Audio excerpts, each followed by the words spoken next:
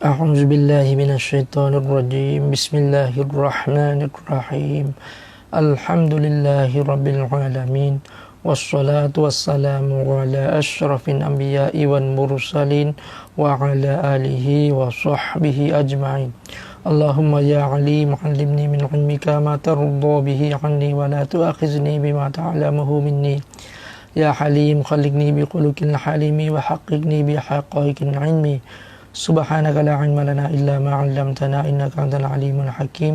رب اشرح لي صدري ويسر لي أمري واحلل عقدة من لساني يفقه قولي قال المصنف رحمه الله تعالى ونفعنا بعلومه في الدارين آمين Kitab Tahqiqul Wafi ala Mulyatil Musalli หน้าที่64bermula sembahyang itu Imhaduddin สำหรับละหมาดนั้นเป็นเสาของศาสนานะเลขหนึ่งข้างล่างนั้น perkataan Muhammad bin Ali tersebut diambilkan dari hadis Rasulullah sallallahu alaihi wasallam คำพูดของท่านมูฮัมมัดบินอาลีตรงนี้นะเอามาจากมูฮัมมัดบินอาลีติรมิซีนะรฎิยัลลอฮุอันฮุนั้นเอามาจากคำกล่าวของท่านรอซูลุลลอฮ์ที่ว่าอัสศอลาตุอิมาดุดดีนฟะมันตะรอกะฮาฟะกัดฮาดามัดดีนnah maksudnya salat itu adalah tiang agama kalamanนั้นเปรียบเสมือนเสาของศาสนาsiapa yang meninggalkannya sesungguhnya ia telah meruntuhkan agamaใครก็ตามที่เขาได้ทำการทอดทิ้งได้ทำการละทิ้งการละหมาดนั้นเขานั้นได้ทำให้ศาสนานั้นพังคลืนลงหะดีษริวายัตบัยฮะกี dalam ชุบุลอีมานนะไม่รู้อ่านถูกไหมนะชื่อหนังสือนะภาษาอาหรับหะดีษนี้รายงานจากอิหม่ามบัยฮะกี dengan sanad dhaif นะสายรายงานที่dhaifนะdari hadis Umar dari hadis tersebut bahwa salat itu dari hadis Umar จากhadis ของท่านอุมัรนั้น dari hadis tersebut bahwa salat itu adalah tiang agama pada pihak terdirinya agama itu dari salat hadis ของท่านอุมัรนี่บอกว่าซอละห์นั้นกาละหมาดนั้นก็คือเป็นเสาของศาสนาในด้านที่ว่าterdirinya agama itu นะศาสนานั้นได้ดำรงอยู่นะ dari ซอละห์นะดำรงอยู่บนกาละหมาดนะ ia adalah sebesar-besar rukun Islam นะเพราะว่าศาสนาอิสลามนั้นในเรื่องของกาละหมาดนี้นับว่าเป็นรุกุนใหญ่ๆประการหนึ่งเรื่องโครงสร้างหลักประการหนึ่งของเรื่องศาสนาอิสลามนะของศาสนาอิสลาม kemudian daripada mengucap dua kalimat syahadah หลังจากการกล่าว2 kalimat syahadah nah juga seperti tiang itu pada pihak terhenti ibadat-ibadat yang lain itu di atas salat เช่นกันการที่มันเปรียบเสมือนกับเสาของศาสนานั้นในด้านที่ว่าบรรดาอิบาดัตอื่นๆความดีอื่นนั้นรอคอยบนการละหมาดนั่นแหละนะ seperti ibadat zakat โปโซฮัจญ์อย่างเช่นการทำซะกาตการโปโซการทำฮัจญ์นั่นแหละคือออกซะกาตโปโซนะทำฮัจญ์แต่ไม่ละหมาดนี่ก็ไม่ได้นะเพราะว่าอัลเลาะห์ไม่ตอบรับในเรื่องอื่นๆนะdifardukan salat ได้ลงฟัรดูกันในเรื่องของศอลาห์นั้นนะ dan ialah yang pertama yang difardukan dia Allah Ta'ala atas segala muslimin itu sembahyang dan ialah yang pertama yang difardukan dia Allah Ta'ala ประการที่1ประการแรกที่อัลเลาะห์นั้นได้ทรงลงฟัรดู atas segala muslimin บนบรรดาคนมุสลิมินทั้งหลายนั้นก็คืออะไรล่ะก็คือการละหมาดนะsembahyangเลข2นั้นdifardukan diaนั้นเลข2ข้างล่าง yakni salat itu Allah Ta'ala memfardukan atas hamba-hambanya yang muslimin pada pertama kali ก็คือการละหมาดนั้นอัลเลาะห์ได้ลงฟัรดูบนคนมุสลิมีน Nah, dalam lambda break. Nah, adapun puasa dan zakat itu difardukan kemudian daripada difardukan solatอันนึงสำหรับการถือศีลอดและการออกซะกาตนั้นอัลเลาะห์ได้ลงฟัรดูหลังจากที่ลงฟัรดูซอละห์แล้วลงฟัรดูละหมาดแล้วนะตารีคdifardukanซอละห์นี่ประวัติเรื่องราวของการลงฟัรดูของการละหมาดนะdan difardukan solat itu pada malam Isra นะการลงละหมาดฟัรดูการลงฟัรดูของการละหมาดนั้นก็คือให้คนมุสลิมีนนั้นต้องวาญิบจะต้องละหมาดนั้นลงในคืนอิสรานะsebelum hijrah Rasulullah sallallahu alaihi wasallam 5 tahun ก่อนที่ท่านนบีนั้นจะทำการอพยพจากมักกะฮ์ไปสู่มะดีนะห์นั้นเป็นเวลา5ปีนะatas perkataan yang masyhur di antara ahli sirah นะตามคำกล่าวซึ่งที่เรื่องลือของบรรดานักประวัติศาสตร์เลยนะdalilnya hadis หลักฐานในเรื่องนี้ก็คือหะดีษที่ว่าfaradallahu ala ummati lailatal isra 50 salatan falam azal uraji'uhu wa as'aluhu takhfifa hatta ja'alaha khamsan fi yaumin wa lailatin maksudnya Allah Ta'ala memfardukan pada malam Isra 50 solatอัลลอฮ์นั้นได้ทรงลงการฟัรดูนะละหมาดนั้นในคืนอิสรานั้นเป็นทั้งสิ้นนั้น50 ซอละห์ทั้งหมดนั้น50เวลาatas umatkuลงฟัรดูนี้บนบรรดาอุมัตของท่านนั้นของฉันเนี่ยของท่านนบีมุฮัมมัดนั้นให้ทำวันหนึ่งกับคืนหนึ่งนั้น50เวลา maka santiaso aku murojiah kanyo dan aku memohonkan keringanan darinya sehingga dijadikannya 5 waktu sehari semalam นะดังนั้นฉันก็ได้ทำการย้อนกลับไปนะเพื่อที่จะขอผ่อนปรนจากท่านจากอัลเลาะห์แล้วนะขอแล้ว50ลดเหลือ45เหลือ40เหลือ45อย่างนี้แหละจนกระทั่งว่าอัลเลาะห์นั้นทรงลดให้เหลือ5เวลาในวันหนึ่งกับคืนหนึ่งนะหะดีษนี้ริวายat dari BukhariและMuslim นะ sebagian dari ulama Hanafi mereka berkata difardukan pada malam Isra 17 Ramadan sebelum hijrah Rasulullah sallallahu alaihi wasallam 1 tahun setengah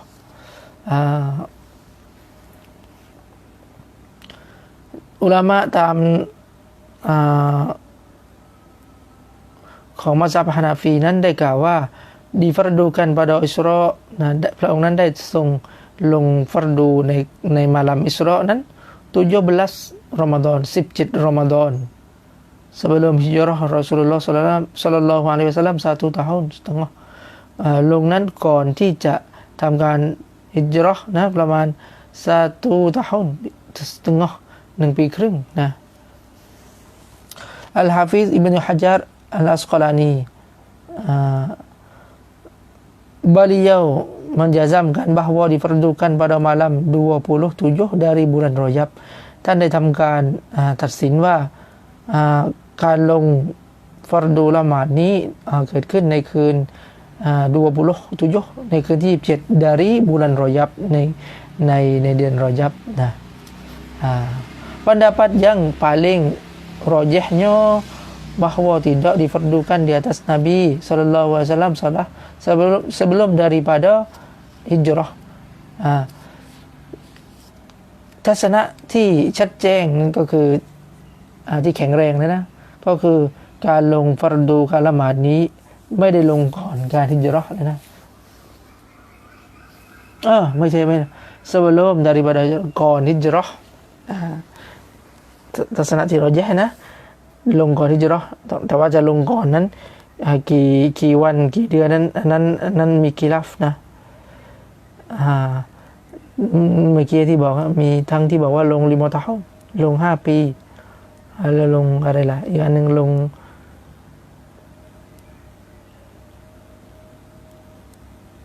1 tahun tengah 1 ปีครึ่งsebagian ulama berkata อุลามะส่วนหนึ่งได้กล่าวว่าdiwajib 2 rakaat petang dan 2 rakaat waktu malam. Nah, ke atas Nabi sebelum dari hijrah ได้ทำการวาญิบให้ทำการละหมาด2 rakaat ในเวลาเย็น waktu petang นะ dan 2 rakaat waktu malam และ2 rakaat ในเวลากลางคืน ke atas Nabi sebelum dari hijrah ลงให้กับท่านนบีก่อนที่ท่านนบีทำการอพยพนั้น setelah difardukan sholat, difardukan puasa Ramadan pada bulan Syaban หลังจากที่ทำการลงฟัรดูละหมาดแล้วก็ได้ลงฟัรดูถือศีลอดเดือนรอมฎอน pada bulan Syaban ในเดือนชะบาน tahun yang kedua ในปีที่2 dan zakat itu difardukan pada tahun kedua juga และการลงฟัรดูการ zakat นั้นก็ลงในเดือนที่ในปีที่2เช่นกัน kemudian daripada difardukan zakat fitrah หลังจากที่ได้ทำการลงfardu zakat fitrah dan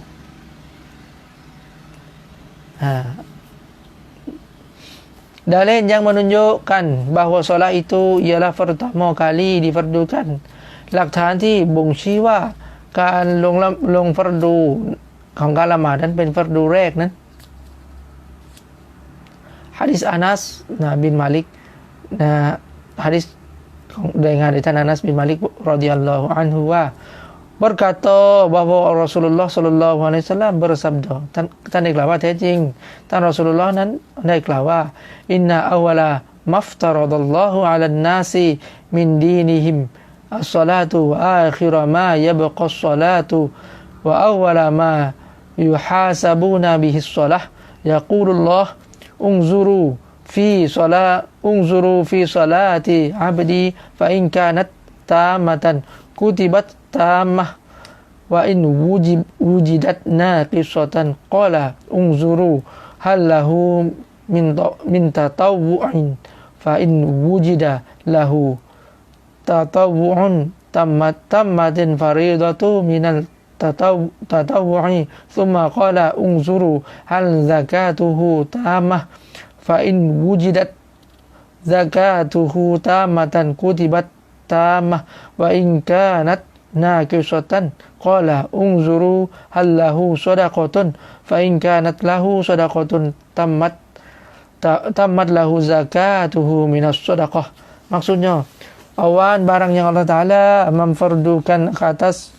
manusia dari agamanya ialah solat สิ่งแรกที่อัลเลาะห์นั้นทรงทำการลงฟัรดูบนมนุษย์นั้น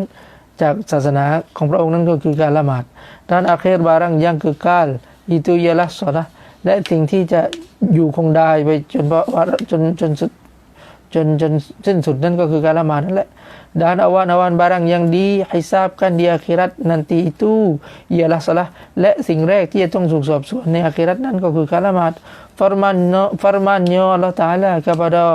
para malaikat อัลเลาะห์นั้นได้กล่าวกับได้ทรงตรัสกับมาลาอิกัตว่า tilikkanlah pada salat hambaku จงดูเถิดต่อการละหมาดของบ่าวของฉัน jika salatnya itu sempurna di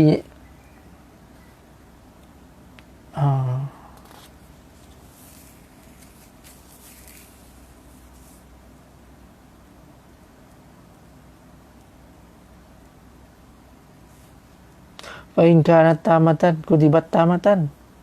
jika salatnya itu sempurna dinyat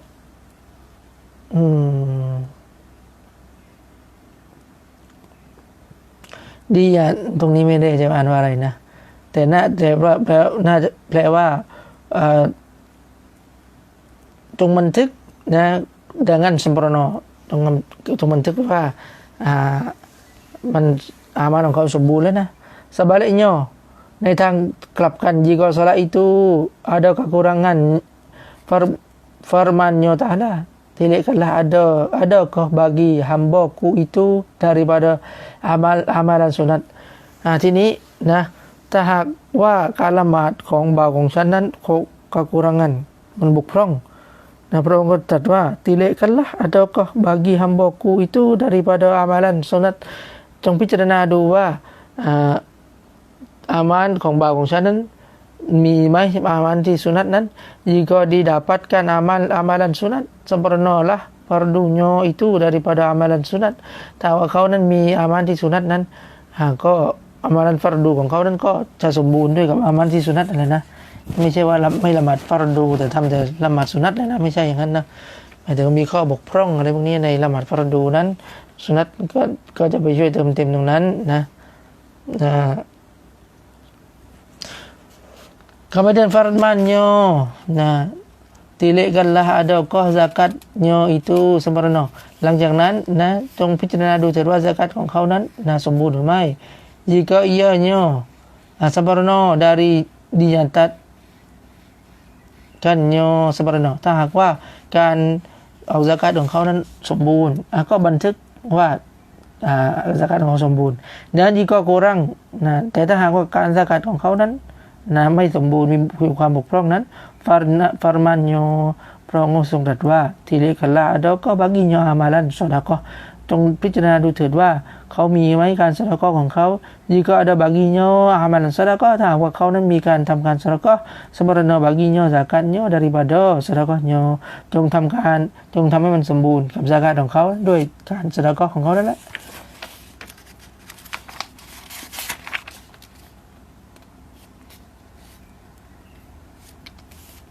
นั่นจบไปตรงนั้นนะกลับมาดูหน้าที่25ข้างบนนะ bermula sembahyang itu berhadap Allah Ta'ala atas segala hamba-Nya หนึ่งการละหมาดนั้นคือการที่พระองค์อัลเลาะห์นั้นทรงberhadap เนี่ยคือหันหน้านะเราไม่ใช่มีหน้าอย่างนั้นเลยนะหมายถึงว่า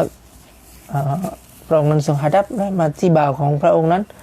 supaya berhadap segala hamba itu kepadanya dalam rupa kehambaan dengan keizinnya yakni merendahkan dirinya เพื่อที่จะให้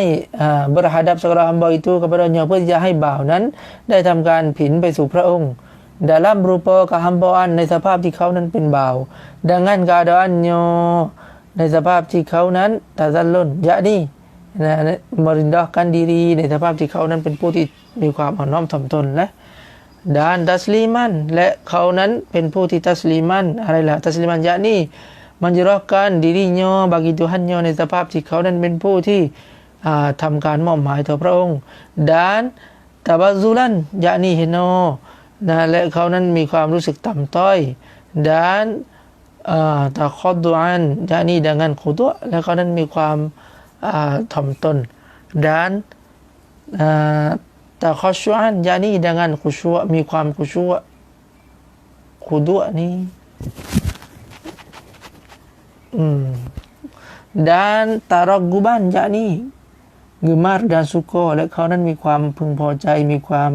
สุขนะ dan tamallukan yakni dengan rindu dendam มีความคิดถึงต่อพระองค์นะ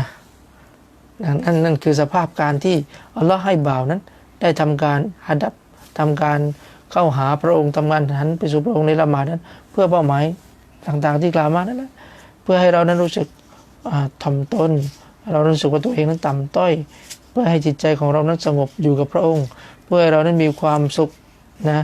ดื่มด่ำอยู่กับพระองค์และเพื่อที่จะให้เรานั้นได้รำลึกถึงพระองค์ได้คิดถึงพระองค์นะmaka wukuf itu yakni berdiri itu rupa tazallun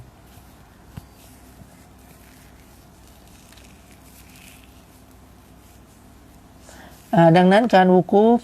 นั่นคืออะไรล่ะก็คือberdiri ก็คือการยืนนั้นการยืนละหมาดนั่นแหละนะรูปตะซัลลุนนะคือการยืนละหมาดนั้นเป็นรูปของการถ่อมตนเลขหนึ่งมาดูข้างล่างyakni berdiri di dalam salahnya itu ada rupa tazallun yang arti menghinakan diri atau merendahkan diri นั่นก็คือการละหมาดนั้นเป็นรูปของการถ่อมตนของการตะซัลลุนความหมายของการตะซัลลุนก็คือmenghinakan diri เป็นการรู้สึกว่าตัวเองนั้นต่ำต้อยนะเป็นการถ่อมตนkarena orang Arab apabila hendak merendahkan diri bagi seseorang, membesarkannya, memelihanya, mereka berdiri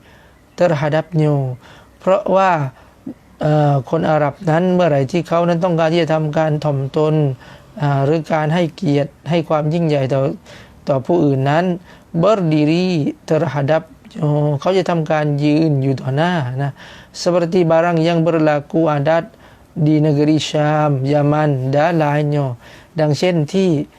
เป็นสิ่งที่เขาได้ปฏิบัติการเป็นอาดัตและหน้าที่เมืองชามเมืองยามันและอื่นๆ dari kalam Syekh Dawud Al-Fatani itu bahwa seorang manakala berdiri kepada salahnya seolah-olah ia merendahkan diri kepada Allah Ta'ala dan membesarkannya จากคำกล่าวในหนังสือมุญญาตุลมุสลีนั่นแหละของเชคดาวูดนั่นก็คือ bahwa seorang คนหนึ่งนั้นแท้จริงแล้ว manakala berdiri เมื่อไหร่ก็ตามที่เขาได้ทำการยืน kepada salat ได้ทำการยืนเพื่อจะละหมาดนั้น seolah-olahnya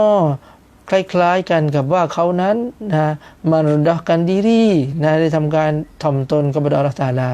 ได้ทำการถ่อมตนต่อ Allah และเขานั้นdan membesarkannya และให้ความยิ่งใหญ่ต่อพระองค์นะ dan takbir itu rupa taslim และการตักบิรนั้นนะเป็นรูปของการตัสลีมนะเมื่อกี้การยืนตรงตะซัลลุลแล้วตักบิรคือการตัสลีมนั่นคืออะไรล่ะก็คือการมอบหมายต่ออัลเลาะห์นะ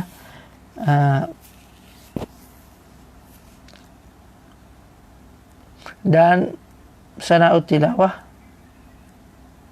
dan sana dan tilawah itu rupa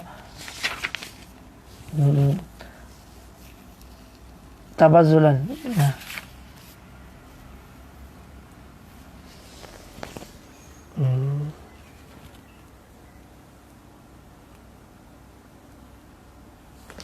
Sana tilawah nah. Apa yang tadi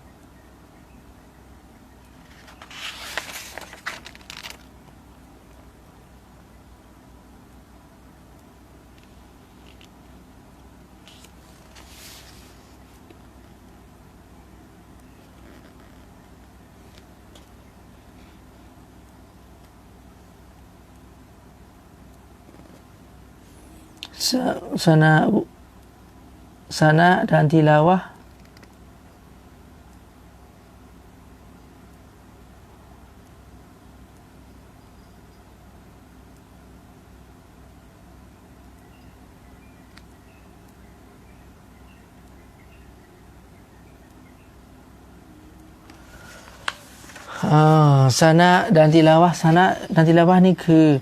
ยะนี่ปูยียันก็คือการสรรเสริญ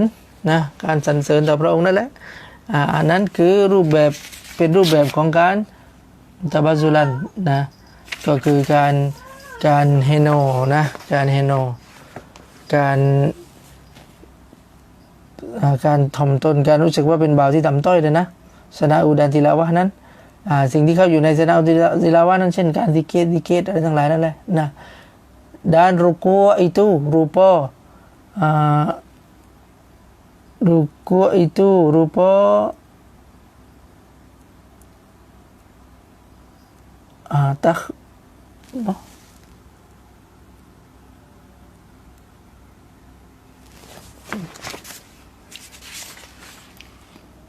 takhadu'an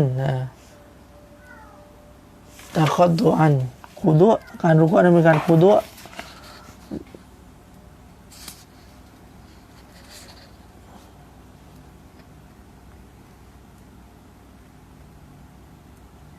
การคูดุนี่คือการmerendahkan diri เหมือนกันนะเป็นการถ่อมตน dan sujud itu rupa dan sujud itu rupa takhasyu'an yakni dengan khusyuk การสุญูดนั้นเป็นรูปของการคุชัวรูปของการคุชัวนี้ตรงนี้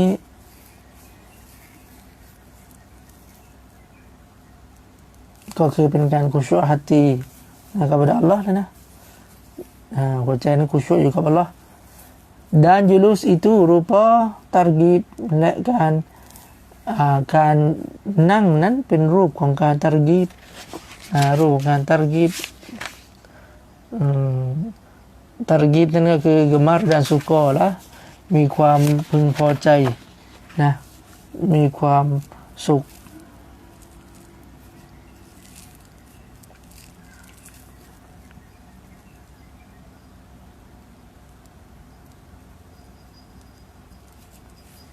มีความสุขมีความรักนั่นนะtarghib dan tasyahud itu rupa และการตัชฮุดนั้นเป็นรูปของการตะมัลลุกตะมัลลุกตะมัลลุกนั่นคือความอะไรล่ะความรินดูนะความรินดูความคิดถึงสรุปแล้วก็คือในละหมาดนั้นมันมีการวุกุฟก็คือเป็นการก็คืออะไรล่ะก็คือการยืนตรงนั่นแหละการยืนตรงอันนั้นนะก็เป็นการตะซัลลุนเป็นการถ่อมตนนะเป็นการถ่อมตนและมีการตักบีรนะการตักบีรนั้นเป็นการตัสลีมก็คือการซุกฮ์การมอบหมายต่ออัลเลาะห์และก็มีสนะดันติลาวะห์อันนั้นก็เป็นการอะไรล่ะเป็นการรูปหนึ่งของการรู้สึกเฮโนรู้สึกว่าต่ำต้อยก็คือการกล่าวซิกิรกล่าวอะไรทั้งหลายนะรุกัวนั้นเป็นการตะคอดะก็คือเป็นการคุดะเป็นการมรุนดกันdiriเป็นการถ่อมตนเหมือนกันด้านสุญูดส่วนการรุสุญูดนั้นเป็นอะไรล่ะเป็นตะคอชัวนั้นคือการที่มีการคุชัวนะฮัตตีหัวใจนั้นหัดับไปสู่อัลเลาะห์นะนั้นจุลุสและส่วนการนั่งนั้นเป็นรูปของการตัรกีบรูปการตัรกีบนั่นก็คือมีความรักมีความสุขมีความรักเกิดขึ้นในขณะนั้นด้านตะชะฮุดและการตะชะฮุดนั้นเป็นรูปของการตะมัลลุกนะการตะมัลลุกนี้ก็คือเป็นรูปของการ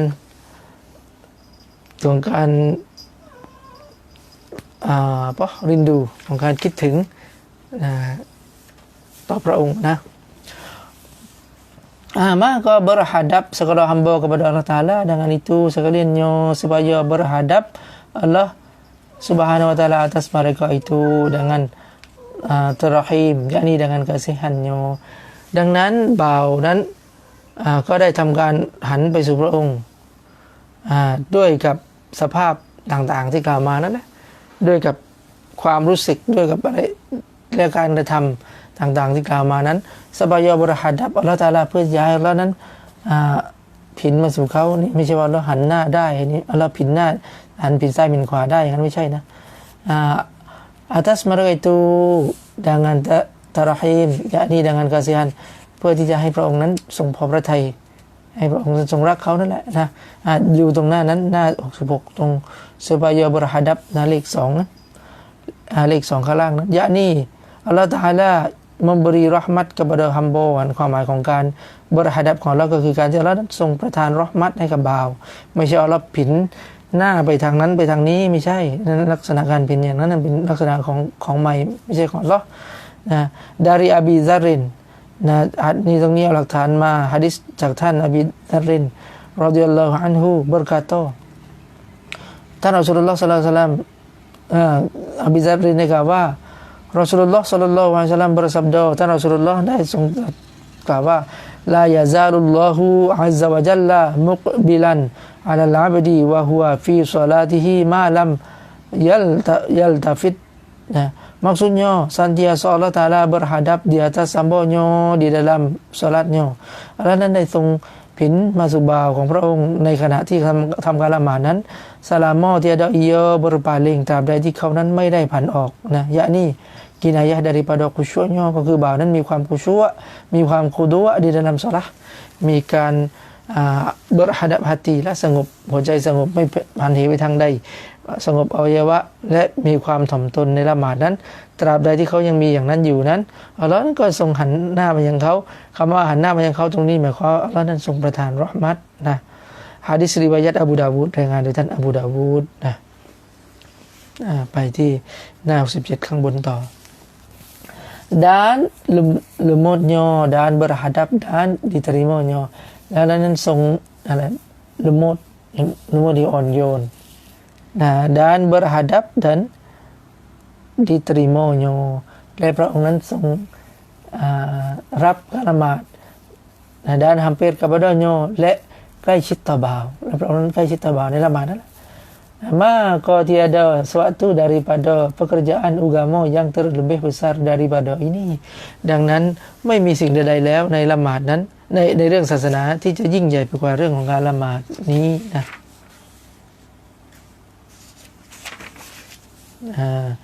ดูเลขหนึ่งข้างล่างนั้น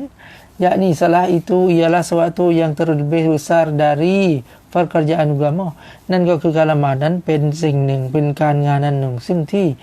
ยิ่งใหญ่ที่สุดในเรื่องของศาสนา ia juga sebaik-baik amalan yang dilakukan การละหมาดนั่นแหละนะก็เป็นการเคารพภักดีซึ่งที่ดียิ่งนะที่ได้ทำการปฏิบัติ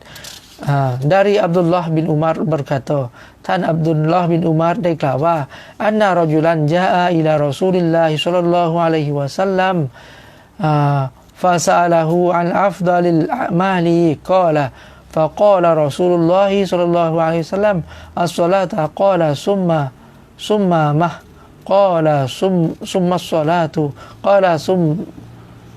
ثم ما قال ثم الصلاة ثلاث مرات قال ثم ما qala summal jihadu fi sabilillah maksudnya datang seorang lelaki kepada Rasulullah sallallahu alaihi wasallam misalคนหนึ่งได้มาหาท่าน Rasulullah sallallahu alaihi wasallam lalu ia mensual dari amalan-amalan yang terutama dan paling afdal lagi dilakukan เขาได้ถามว่าบรรดามีอามานอะไรกันหรือซึ่งที่มันเหมาะสมเป็นอย่างยิ่งและมันประเสริฐเป็นอย่างยิ่งที่เราสมควรจะปฏิบัติมันนั้นมาก็ซับดอนดังนั้นท่านรอซูลุลลอฮ์ก็ได้ตรัสว่า amalan yang paling afdal itu ialah salat นะการงานอามัลที่ประเสริฐยิ่งนั้นก็คือการละหมาด katanya kemudian amalan apa pula หลังจากนั้นอะไรกันอีกเล่าที่มันประเสริฐซับดอนท่านนบีก็ตอบอีกว่าคำพิเศษละหลังจากนั้นก็คือการละหมาดนั่นแหละ katanya lagiหลังจากนั้นก็ได้ถามท่านนบีว่าคำพิเศษapa pula หลังจากนั้นอะไรกันเล่าที่ประเสริฐอีกซับดอนนบีก็ได้ตอบอีกว่าคำพิเศษละ3 kali หลังจากนั้นก็เป็นการละหมาดอีกท่านได้ตอบอย่างนี้อยู่3ครั้งนะก็คือถามแล้วก็ตอบว่าถามแล้วก็ตอบว่าละหมาดถามแล้วก็ตอบว่าละหมาดถามแล้วก็ตอบว่าละหมาด3ครั้งkatanya lagi หลังจากนั้นชายคนนั้นก็ได้ถามอีกว่าkemudian apa pula หลังจากนั้นอะไรกันอีกเล่าที่ถัดมาจากนั้นซับดอนท่านนบีก็ได้ตอบว่า kemudian jihad หลังจากนั้นก็เป็นการญิฮาดhadis riwayat Ibnu Hibban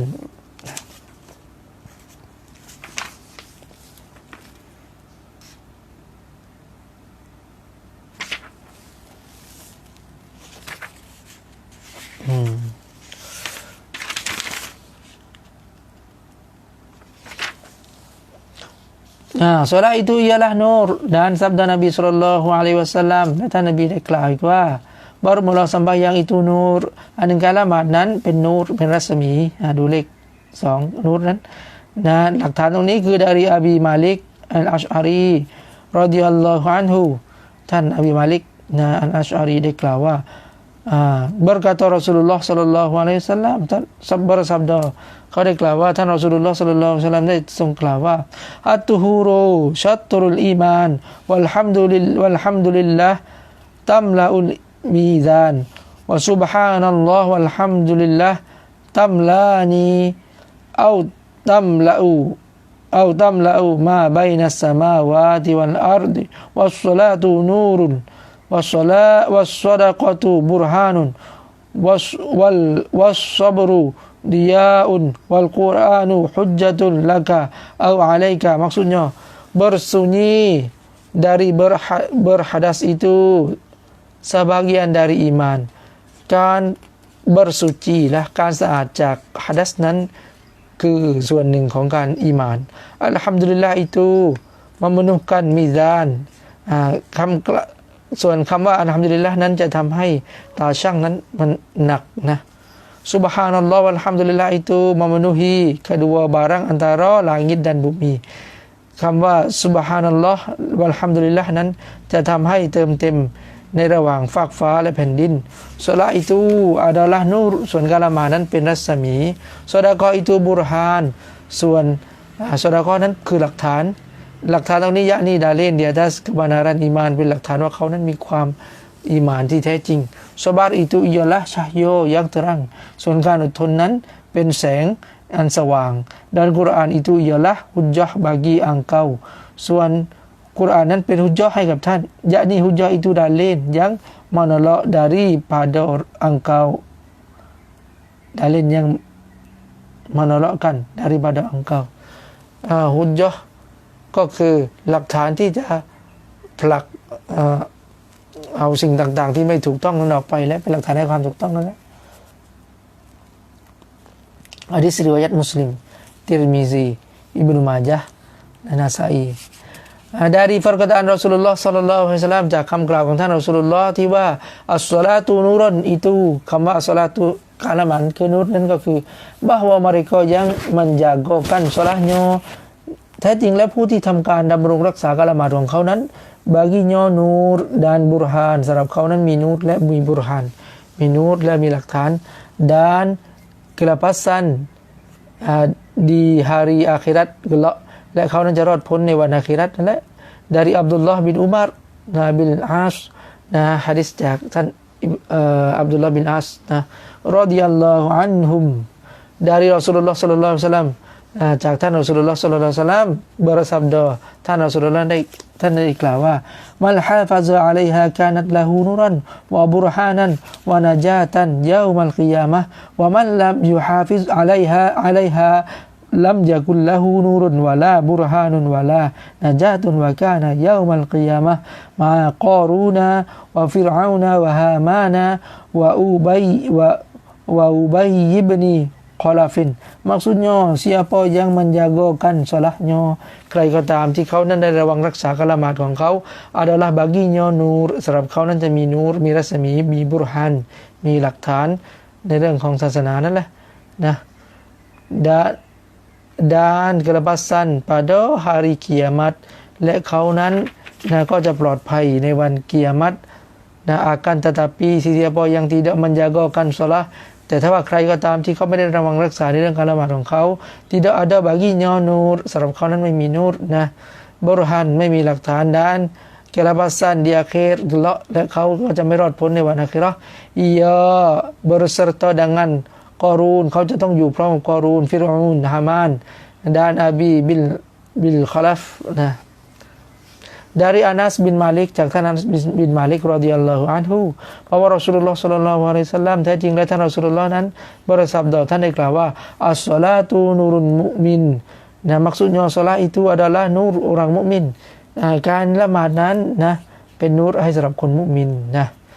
dari Abdullah bin Umar radhiyallahu anhu จากอับดุลลอฮ์บินอุมัรได้กล่าวว่า bahwa Rasulullah sallallahu alaihi wasallam ท่านรอซูลุลลอฮ์ได้ทรงกล่าวว่ามันฮาฟะซะอะลัลคอมซิบิอิกมาลิตุฮูริฮาวะมาวากีติฮากานัตละฮูนูรันวะบุรฮานันยอมัลกิยามะฮ์วะมันดัยยะฮาฮุชิรอมาฟิรอูนะWahaman maksudnya barang siapa yang memeliharakan salat 5 waktu ใครก็ตามที่เขาได้ทำการระวังรักษาการละหมาด5เวลาdengan sempurna ตอฮุรเนาะพร้อมกับความสะอาดที่สมบูรณ์ของเขานั่นแหละปราศจากหะดัษและกะดัษใหญ่ไม่มีnajisอะไรนั่นนะdan waktunya และทำในเวลา adalah baginya di akhir kelak nur dan burhan ในอาคิเราะห์นั้นเขาจะมีนูรและก็จะมีบุรฮันมีหลักฐานsebaliknya ใครก็ตามmereka yang mensia-siakan solatnya itu ใครก็ตามที่ทำอะไรมันเสียทำละหมาดเปล่าๆนั่นแหละนะไม่ระวังรักษาเรื่องการละหมาดนั้นakan dikumpunkannya serta Fir'aun และฮามานเขาจะต้องอยู่ร่วมกันกับฟิรอูนและฮามานหะดีษรายงานโดยท่านอะห์มัดและอิบนุฮิบบานหมดแล้วนั้นนะคราวหน้าขึ้นหน้า69 นะdan lagi sabdanya sanjaya Allah berhadap atas hambanya dengan mukanya wallahu a'lam